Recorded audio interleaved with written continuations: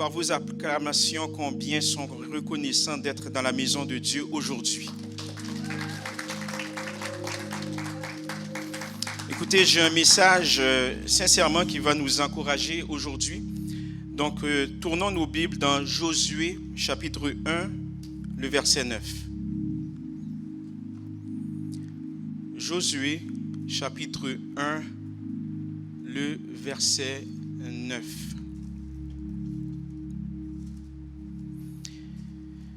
Comme à l'accoutumée, je vais lire dans la version Louis II 21. Je lis pour vous. Ne t'ai-je pas ordonné, fortifie-toi et prends courage. Ne sois pas effrayé ni épouvanté, car l'Éternel, ton Dieu, est avec toi où que tu ailles. Je relis. Josué chapitre 1, le verset 9. Ne t'ai-je pas ordonné, fortifie-toi et prends courage. Ne sois pas effrayé ni épouvanté, car l'Éternel, ton Dieu, est avec toi où que tu ailles. Dis à ton voisin, courage et force.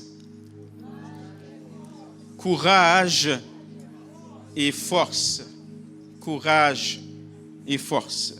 C'est le titre de mon message aujourd'hui. Courage et force.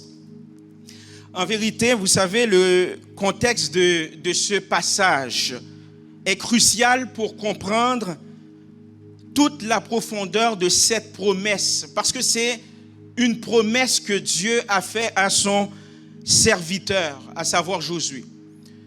Eh bien, après la mort d'un grand homme, d'un grand serviteur, à savoir Moïse, eh bien, le Dieu créateur, à savoir l'Éternel, Dieu, choisit Josué.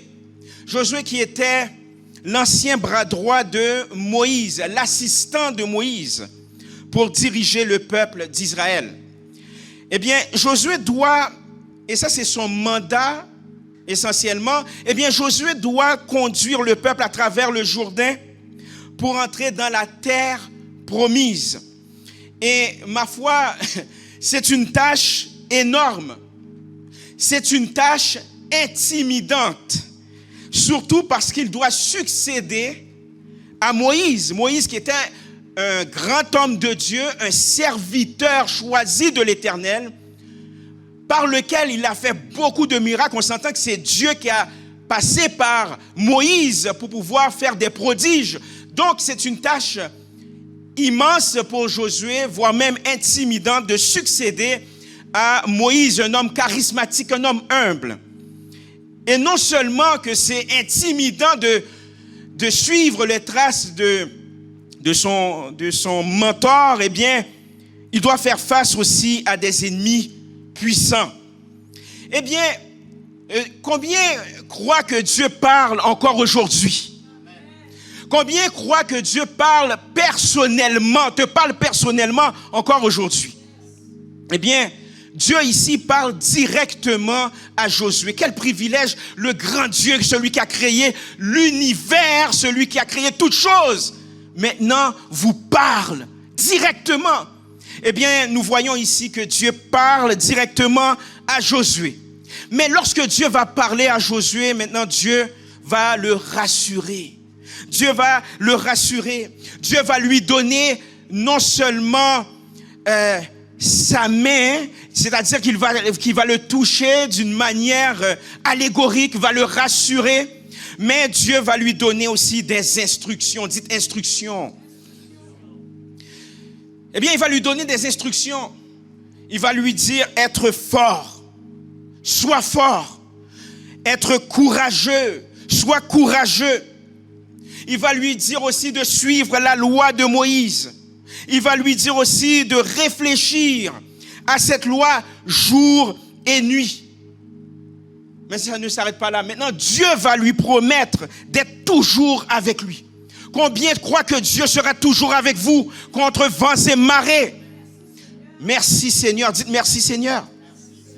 Donc Dieu promet d'être toujours avec lui et de lui garantir le succès. Le succès sera garanti pour lui. Cependant, le succès sera garanti si Josué reste fidèle à ses commandements. Il y a des conditions. Il faut qu'il reste fidèle à ses commandements. Ainsi donc, ce passage montre l'importance de la transition. Ce passage montre l'importance de la dépendance totale de Josué envers le Dieu créateur, envers l'Éternel des armées, pour surmonter les défis à venir. La promesse de la présence de Dieu est essentielle pour encourager Josué. Josué ne pouvait pas être encouragé par lui-même. Josué ne pouvait pas être encouragé par le peuple. Ça lui prendrait quelque chose de surnaturel pour suivre les pas de Moïse. Ça lui prendrait quelque chose de surnaturel pour pouvoir combattre les ennemis à venir. Et cette chose surnaturelle, c'est la présence de Dieu. Est-ce que tu veux la présence de Dieu jour après jour? Est-ce que tu veux la présence de Dieu lundi? Est-ce que tu veux la présence de Dieu mardi? Est-ce que tu veux la présence de Dieu mercredi, jeudi, vendredi, samedi, dimanche, tous les jours de ta vie? Pour lui garantir le succès, eh bien, il a besoin d'une dépendance totale envers Dieu pour surmonter les défis à venir. Et la présence de Dieu est essentielle pour encourager Josué, pour lui donner aussi la force nécessaire pour diriger le peuple. Il a besoin de la force de Dieu. Il ne peut pas s'appuyer sur son savoir. Il ne peut pas s'appuyer sur son expérience, mais il a besoin de la force de Dieu. Dites force de Dieu. Force de Dieu, au nom de Jésus. Il a besoin de la force de Dieu. En vérité, nous avons tous été confrontés à des moments où l'incertitude nous fait hésiter. C'est-à-dire que Dieu vous a dit de faire un seul pas, mais vous êtes dans l'incertitude. Vous êtes intimidé et vous êtes hésitant. Mais imaginez un instant, mes chers amis. Imaginez un instant que vous ayez une assurance inébranlable. Juste un instant. Imaginez un instant, vous avez, n'est-ce pas, cette assurance inébranlable, une conviction profonde que rien ne peut vous arrêter. Que rien ne peut vous arrêter. Eh bien, mes chers amis, c'est ce que Dieu nous promet dans sa parole. C'est ce que Dieu nous promet dans sa parole. Dieu nous appelle à faire preuve de courage. Dieu nous appelle à faire preuve de confiance, sachant qu'il est constamment avec nous. Est-ce que vous êtes conscient que Dieu est constamment avec vous? Certaines fois, nous pensons que Dieu, c'est un concept, que c'est une idée. Mais Dieu, il est constamment avec nous. Peu importe les défis auxquels nous faisons face. Maintenant, en embrassant cette vérité, nous sommes poussés à avancer avec assurance. En embrassant cette vérité, nous sommes poussés à avancer avec détermination, même lorsque les obstacles semblent insurmontables. Et cette assurance ne vient pas de nous-mêmes, comme je l'ai dit d'entrée de jeu. Oubliez ça. Cette assurance ne vient pas de nous-mêmes, mais de la certitude que Dieu est notre soutien constant. Alors ça, c'est la bonne nouvelle. De savoir que Dieu est carrément avec vous tous les jours. Eh bien, ça vous donne une détermination. Ça vous donne le courage pour faire face aux épreuves. Ça vous donne le courage pour faire face à votre mandat d'aller de l'avant. Parce que vous avez une certitude que Dieu est avec vous. Vous avez une certitude que Dieu vous a promis sa présence. Dans le nom de Jésus. J'aimerais nous dire aujourd'hui, et j'aimerais te dire, tu es dans une autre saison. Tu es dans une nouvelle saison. Tu rentres dans une saison de manière à expérimenter la puissance de Jésus. Maintenant, tu rentres dans une saison pour pouvoir expérimenter la puissance de Jésus. C'est bien beau d'avoir la connaissance intellectuelle, mais tu dois expérimenter la connaissance. Aïe, aïe, aïe. On est rendu là. Nous sommes tous rendus là. C'est bien beau, je n'en disconviens pas, j'aime beaucoup la connaissance. C'est bien beau d'avoir la connaissance intellectuelle de qui est Jésus, de connaître les versets bibliques. C'est correct ça. Mais maintenant, nous sommes dans une saison où tu dois expérimenter la grâce de Dieu, expérimenter la puissance de Dieu. Est-ce que je peux entendre la puissance de Dieu au nom de Jésus? La puissance de Dieu au nom de Jésus. Maintenant, comment surmonter la peur? Comment surmonter l'incertitude face aux grands défis de la vie? Eh bien, en vérité, certaines fois, nous craignons souvent de ne pas être à la hauteur. On sait qu'on doit faire telle chose. Dieu nous assigne à une tâche particulière. Certaines fois, nous faisons face à des défis incommensurables, des gros défis. Mais souvent, on pense qu'on ne sera pas à la hauteur. Certaines fois, on a peur parce que on a peur de faire des erreurs, tout simplement. Donc l'erreur, la peur de faire des erreurs nous empêche d'avancer. Certaines fois, c'est la déception. On a peur de décevoir les autres. On se dit, si je fais tel pas, je sais que Dieu m'appelle à faire tel pas. Mais à partir du moment où je fais tel pas, qu'est-ce que les autres vont penser? J'ai peur de les décevoir. J'ai peur de faire quelques erreurs. Donc ça s'appelle la peur de l'échec. La peur de l'échec peut nous empêcher d'avancer. La peur de l'échec nous enlève le courage, nous enlève l'incertitude. Certaines fois, eh bien, c'est l'incertitude du futur. C'est-à-dire que l'inconnu peut être terrifiant, je n'en dis qu'on ne vient pas. Cependant, ça peut nous paralyser. Ça peut nous empêcher d'avancer parce qu'on a peur de l'inconnu. Mais avoir peur de l'inconnu, c'est dire qu'on veut avoir le contrôle sur toute chose.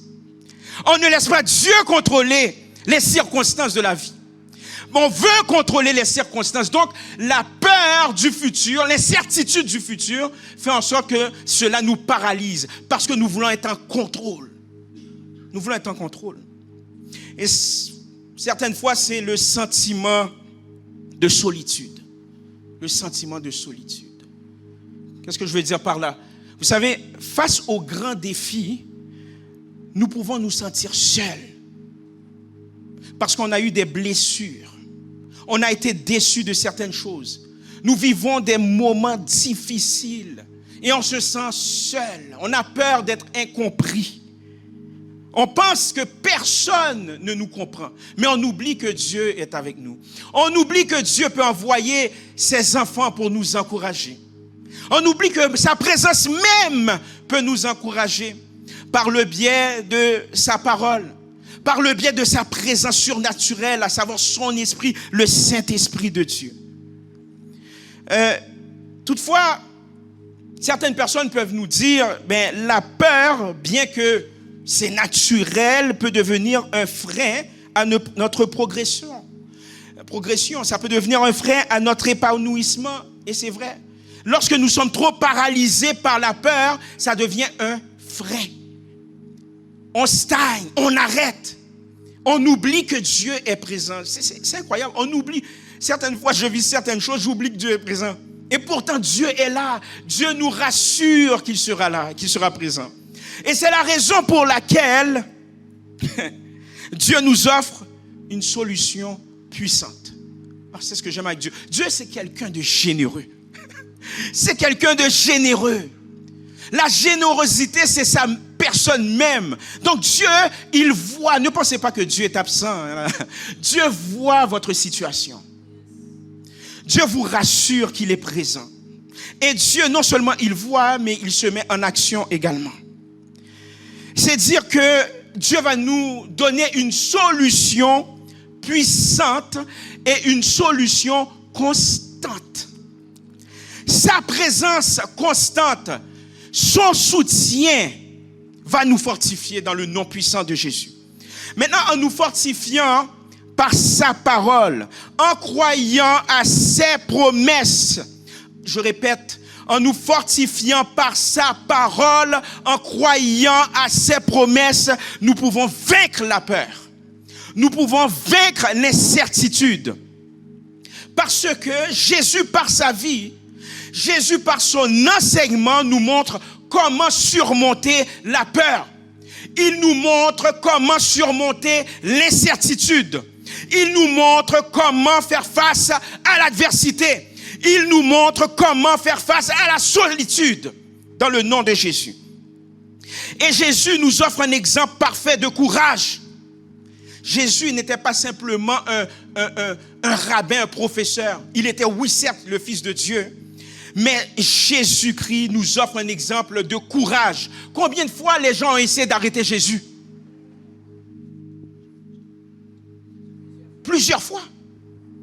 Combien de fois les gens ont déblatéré sur Jésus? Jésus pouvait dire, moi, là, cette histoire-là, là, d'aller jusqu'à la croix, je laisse tomber. Je laisse tomber. Non, Jésus-Christ, par son exemple, nous a montré le courage, la force, la confiance en Dieu. Constamment, Jésus, malgré que Dieu était en lui, mais Jésus nous a montré qu'il était dépendant de Dieu. Constamment, Jésus se retirait pour aller chercher, pour puiser sa force en Dieu. Constamment, il cherchait la face de Dieu, la direction de Dieu. N'oubliez pas que Jésus aussi était 100% homme. Il avait aussi sa nature humaine. C'était difficile pour lui, pareillement. Et certaines fois, il était découragé. Cependant, il faisait preuve de courage. Il faisait preuve de force. Et il avait confiance en Dieu. Lors de sa vie sur terre, Jésus a affronté des épreuves majeures, mais avec une foi inébranlable. Alléluia. Il nous montre que même dans les moments les plus difficiles, nous pouvons trouver notre force et paix en lui. Mes chers amis, Jésus nous invite aujourd'hui. Jésus nous invite à nous confier en lui. Veuillez confier vos peurs en Jésus. Et marchez avec assurance, parce que c'est Dieu qui vous donne le pouvoir de marcher avec assurance. Il ne vous a pas laissé seul. Je le dis à maintes reprises, à partir du moment où vous dites oui à Jésus, son esprit vient habiter en vous. Son esprit vient habiter en vous. Dieu ne vous laisse pas seul. Il est avec vous. Il est avec vous. Et non seulement cela, vous savez, lorsque le Saint-Esprit vient habiter avec vous, il nous a promis que le Saint-Esprit, comme consolateur et guide. Donc, dans les moments de doute, nous pouvons nous tourner vers lui. Dans les moments de doute, nous pouvons nous tourner vers lui, j'ai dit. Dans les moments de peur, nous pouvons nous tourner vers lui, tout simplement. Dans les moments où nous sommes intimidés par des personnes, intimidés par certaines situations, nous pouvons nous tourner vers lui pour trouver la paix, pour trouver la force. Et Jésus nous enseigne aussi l'importance de la foi. Et moi, je suis avec vous tous les jours, jusqu'à la fin du monde. C'est incroyable. Jésus, de la même manière que Dieu a fait une promesse directe à Josué, en lui disant qu'il sera toujours avec lui, à partir du moment qu'il garde les commandements, et il lui assure aussi le succès. Maintenant, Dieu le fait aussi par le truchement de Jésus. Jésus dit, je serai tous les jours, mes chers amis, tous les jours avec nous, jusqu'à la fin du monde. La présence de Dieu est très importante pour pouvoir vivre le courage, pour pouvoir vivre la force. Donc, croire en les promesses que Dieu est toujours avec nous peut nous aider à goûter la présence de Dieu, pour nous aider aussi à assumer le courage, à assumer la force aussi, dans le nom de Jésus. La méditation de la parole également, c'est-à-dire se fortifier en lisant, en méditant régulièrement la parole de Dieu, nous aide à voir la force et le courage, parce que tu as besoin de puiser pas en toi-même. La culture de nous aujourd'hui va nous dire, puise en toi-même. Mais tu as besoin de puiser sur le surnaturel de Dieu. Alléluia. Tu as besoin de puiser dans la parole de Dieu. Tu as besoin de puiser dans le Saint-Esprit de Dieu. Pour trouver force, pour trouver courage. Et aussi, tu dois prendre des décisions aussi et agir avec confiance, sachant que Dieu est ton soutien. Si Dieu te dit, fais tel pas, fais-le au nom de Jésus. Fais-le au nom de Jésus. Même si ce pas est intimidant, tu trembles. Mais tu sais que Dieu te soutient. Dieu te tient. Et tu fais ce pas dans le nom puissant de Jésus.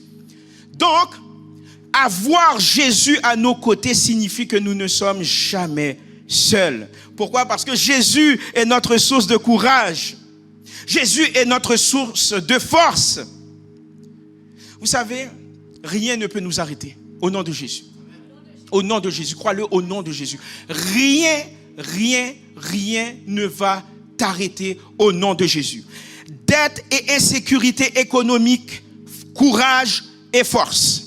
Dépression et anxiété, courage et force. Mémoire de douleur et des déceptions dans ta vie, courage et force. Regret des erreurs passées, courage et force. Influence négative, satanique de certaines personnes, courage et force. Manque d'objectifs définis, courage et force. Atteinte ou attente de la famille et des amis, courage et force. Doute de tes propres capacités, courage et force. Incertitude sur l'avenir, courage et force. Dites courage et force au nom de Jésus. Acclame le Seigneur. Quand tu acclames le Seigneur, tu reçois le courage et force au nom de Jésus. Courage et force. Courage et force. Ne lâche pas. Courage et force. Le Seigneur est avec toi. Courage et force. Le Seigneur va te donner la puissance. Courage et force. Les gens t'ont lâché. Dieu est avec toi. Courage et force au nom de Jésus. Au nom de Jésus. Maintenant, laissez-vous encourager, fortifier par les Saintes Écritures. Laissez-vous encourager par des paroles encourageantes provenant de la parole de Dieu au nom de Jésus. Vous devez aussi identifier un domaine de votre vie où vous avez peur. Identifie les domaines de ta vie où tu as peur. Tu prends ces domaines-là, maintenant tu les confies à Dieu. Tu les confies à Jésus. Tiens Jésus, j'ai peur de telles choses, je te les confie. Parce que tu m'as donné courage et force au nom de Jésus. Tu m'as promis ta présence. Je les remets entre tes mains. Et tu agis par la foi. Lorsque tu remets cela, ne pense pas que est-ce qu'il va le faire? Il va le faire. Dieu ne change pas, il va le faire au nom de Jésus. Au nom de Jésus. Maintenant, tu dois partager aussi cette promesse avec une personne de ton entourage. N'aie pas peur. Des fois, c'est l'ennemi qui t'empêche de partager les promesses de Dieu aux autres. Parce que lorsque tu partages les promesses de Dieu sur ta vie aux autres, les personnes peuvent être encouragées. Mais certaines fois, l'ennemi de notre âme va nous dire, non, ne le fais pas. Est-ce que ça va arriver? Tu dis, au nom de Jésus, ça va arriver. Au nom de Jésus, ça va arriver. Parce que c'est Dieu qui me l'a dit. Maintenant, partage cette promesse. Quand tu fais ça, maintenant, tu fais preuve de courage et force. Parce que les gens ont besoin d'entendre ce message de courage et force au nom de Jésus. Et en conclusion, rappelez-vous que Jésus est notre soutien constant. S'il vous plaît, rappelle-toi que Jésus est ton soutien constant. Par sa force, par sa présence, nous pouvons affronter toutes les épreuves avec courage et force au nom de Jésus. Le fait que Jésus est en vie, le fait que Jésus nous a donné son esprit, mes chers amis, Jésus ne nous a pas donné quelques trucs, il nous a donné son esprit, eh bien, ça nous rappelle, mes chers amis, que nous ne sommes jamais seuls et que nous avons un sauveur qui marche avec nous chaque jour. Soyez encouragés dans le puissant nom de Jésus. Amen.